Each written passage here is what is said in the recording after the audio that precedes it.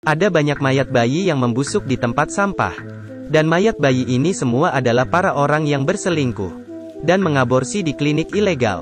Yang mengerikan adalah, ini adalah film yang didasarkan pada peristiwa nyata. Tahun 2010, polisi menemukannya di dalam kuil Thailand, menyimpan sebanyak 2002 mayat bayi. Dan mayat janin ini telah disembunyikan setidaknya selama setahun. Semua adalah janin yang diaborsi secara ilegal. Polisi membungkis janin dengan plastik putih dan disusun dengan rapi. Para biarawan diundang untuk membacakan doa untuk jiwa para janin. Aborsi secara tegas dilarang oleh hukum Thailand. Mereka yang tidak setia dalam cinta, para wanita yang tidak bisa melahirkan anak mereka, hanya dapat memilih untuk pergi ke klinik ilegal untuk aborsi janin. Hari ini datang lagi seorang wanita, dia berteriak dan melakukan aborsi. Di sebelahnya pacarnya sedang menemaninya, klinik dalam kondisi buruk. Kondisi kesehatan juga sangat memprihatinkan. Dokter wanita tak berdokumen tampak dingin. Kemudian dia membungkus embrio dalam kantong plastik. Dilempar ke kamar mandi seperti sampah. Di sisi lain sekeluarga bertiga dengan jalan-jalan. Suami istri sangat mencintai satu sama lain, dan putri mereka juga sangat pintar. Ternyata pria ini sudah berkeluarga. Jadi secara tidak bertanggung jawab dia mengaborsi janin pacarnya. Setelah itu, tidak tahu mengapa, putri mereka sering berbicara dengan udara, dan mengaku dia melihat adik kecil yang tak berdaya terus mengikutinya. Ibu, ayah, tunggu adik. Perilaku yang aneh membuat orang tuanya sangat khawatir. Dan peristiwa aneh terus terjadi satu demi satu. Di rumah, putrinya juga mulai berbicara dengan dirinya sendiri dengan aneh. Katanya dia sedang berbicara dengan adiknya di dalam tas. Ibunya sangat ketakutan. Dia membuka ransel dengan hati-hati. Ada bayi berdarah di dalamnya. Ibunya sangat terkejut. Wajahnya hingga pucat. Suaminya mendengar teriakan segera menghampirinya. Dia membuka dan memeriksa, tapi hanya melihat boneka berbintik. Putrinya bilang dia membawanya pulang dari kuil. Pria merasa sangat aneh. Keesokan harinya dia membawa boneka itu kembali ke kuil. Kemudian dia mengambil gambar dengan kamera. Saat itu seorang paman mengusir pria itu. Dia menemukan bahwa seseorang berwarna putih dalam gambarnya. Seperti wajah anak-anak. Dia sangat bingung.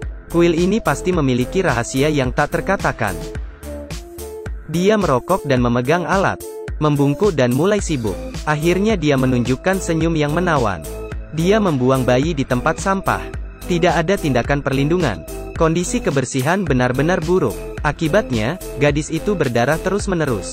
Setelah menghentikan pendarahan, ia dibawa kembali ke rumah sewaan oleh pacarnya. Tapi kesehatannya belum membaik. Perutnya semakin sakit. Setelah sampai di rumah sakit baru mengetahui, dirinya kehilangan kemampuan melahirkan selamanya. Dan janin yang telah diaborsi, dikemas dalam kantong plastik oleh dokter ilegal, dan diserahkan ke paman kuil untuk dibakar. Dan dia membayar biaya kremasi.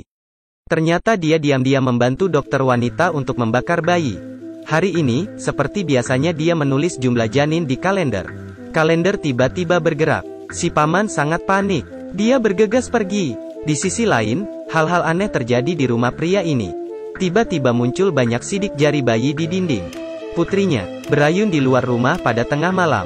Seolah-olah ada kekuatan misterius di sekitarnya, yang membuat ayunan mengayun tinggi. Tangisan bayi bergema membuat putrinya menangis dalam kengerian. Kemudian pria itu tiba tepat waktu. Dia buru-buru mengendong putrinya.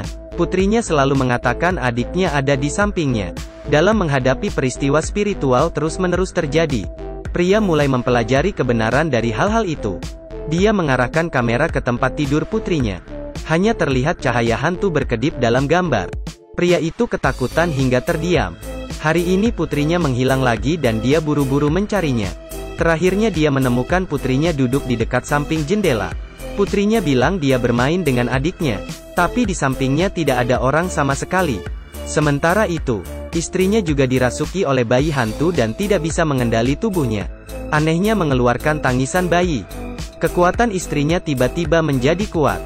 Suaminya didorong jatuh hingga pingsan.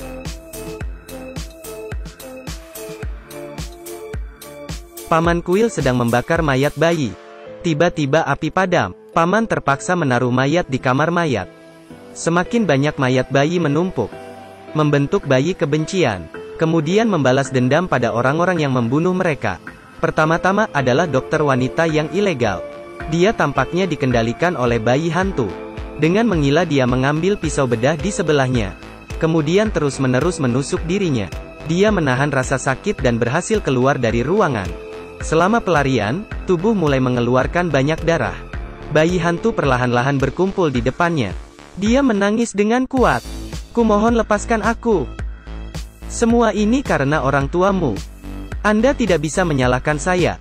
Bayi hantu tampaknya memahami sesuatu. Akhirnya dia pergi. Pacar pria itu juga tidak bisa kabur. Sebuah kekuatan misterius menariknya ke kolam renang. Darah menyebar dalam sekejap. Pria itu tiba-tiba merasakan hal yang aneh pasti ada hubungannya dengan kuil itu. Dia segera pergi ke kuil. Dia mendengar tangisan minta tolong istrinya dari kamar mayat. Dia menyelamatkan istri dan putrinya, namun putrinya berkata, "Kenapa kau hanya begitu baik pada kakak?" Di belakangnya istri dan putrinya menatapnya dengan horor. Dia mendapati dirinya memegang mayat bayi berlumuran darah. Dia ketakutan hingga terjatuh ke dalam air. Hantu bayi langsung mengelilinginya. Polisi datang untuk melakukan pemeriksaan di kuil. Saat membuka kamar mayat, dengan bau busuk, puluhan ribu mayat bayi terjatuh keluar. Hal ini membuat semua orang terdiam. Paman kuli dan dokter wanita dibawa ke pengadilan. Tapi dokter wanita tidak berpikir dia telah berbuat jahat. Karena dia mengadopsi banyak anak yatim piatu selama periode ini. Pria itu menjadi koma karena merasakan terlalu banyak ketakutan. Dan tempat tidur di sampingnya adalah pacarnya. Hantu bayi hantu mengikuti mereka berdua. Ini adalah akhir dari film. Film ini didasarkan pada peristiwa nyata. Menceritakan tentang aborsi ilegal yang ada di Thailand. Sepertinya ini melawan orang aborsi. Tapi ini juga cerita tentang pasangan yang tidak bertanggung jawab. Perlu dipikirkan kembali oleh semua orang.